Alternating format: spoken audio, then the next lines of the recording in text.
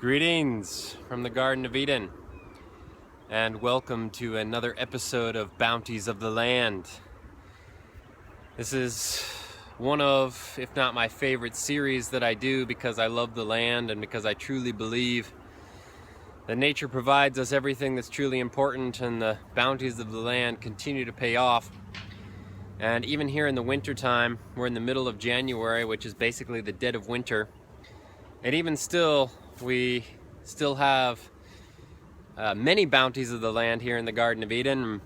I've gone over a few of them in recent weeks. Now, right behind me here is a little super simple, super efficient, super sustainable, cost-effective little greenhouse. And I'm gonna go in there right now, and it's fairly cold outside. But as I go in here, it's quite warm and quite moist. And this is our little herb house greenhouse. Oh, and it smells so good in here. And right behind me here is Rosemary. Now, I'm sure most of you have probably heard of rosemary. This is one of the most generic and common bounties of the land that I could ever do. And I'm not doing it necessarily because it's so extraordinary or so rare, but you know, rosemary is super amazing. It's used for all sorts of culinary dishes around the world. It smells so nice, and one of my favorite things about herbs is that even without eating it, it's automatically a medicinal just through aromatherapy. Aromatherapy is very real. All you have to do is get some fresh herbs sometime, break them in your fingers, and give them a smell. And as soon as you smell it, you can just feel your spirit. You can feel your soul. You can feel your body awaken and just be alive. Deep breaths are really powerful, but deep breaths with aromatherapy are even more powerful. So we use this rosemary on a daily basis for all sorts of dishes. If you ever check Garden of Eden on Steemit, you'll see that we're making epic feasts on a daily basis, and our herb garden is a key factor to the health and the delicious factor in those feasts. And so I'm out here right now, not necessarily to introduce you to rosemary, because like I said, you've probably heard of that before, but just to remind you how powerful it is and also how easy it is to grow. This plant is really easy to grow. It's a bush. It's a perennial bush. And you know, right here we're in the middle of winter under this greenhouse, and it's growing just fine. It's super lush, super healthy, as you can see. And this is just one of our plants that we have here.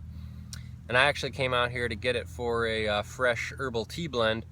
And I'm a huge fan of teas for medicinals and for herbs, because it's such an easy way to get the medicinal content without even eating. You can do it while you're fasting. You can do it before your meals and after your meals. There's a lot of medicinal qualities to rosemary and also to many different herbs. So you can use this in culinary ways. You can use it as an aromatherapy, as I'm doing right now. And you can also use it as a tea. So in the article, I'm going to list, a bunch of the medicinal and healing benefits of this rosemary, this amazing herb. And here I'm just, showing you and embodying for you how easy, how sustainable, how beneficial, how delicious, and how abundant these bounties of the land can be, even in the dead of winter, with very basic and simple methods. So yes, this rosemary is amazing. It smells amazing. It tastes amazing. It's super healthy. It's quite easy to grow. There's all sorts of ways to cultivate it. Of course, you can do it by seed, but you can also do this by cuttings. You can cut a piece of this and you can put it in a cup of water, and it'll start to grow roots out of the stem into that cup of water. And then once those roots are grown, you can plant it into a pot And you can transplant that pot or put that pot in your windowsill, and you can even grow just little windowsill pots. You don't even have to have a greenhouse then because you're growing it inside. So there's all sorts of ways to make this work. And as always, I encourage you to reconnect and to be grateful for and to embrace and be inspired by the bounties of the land, by nature. Nature provides. And as always, what would we be? What would we be without nature? Bless.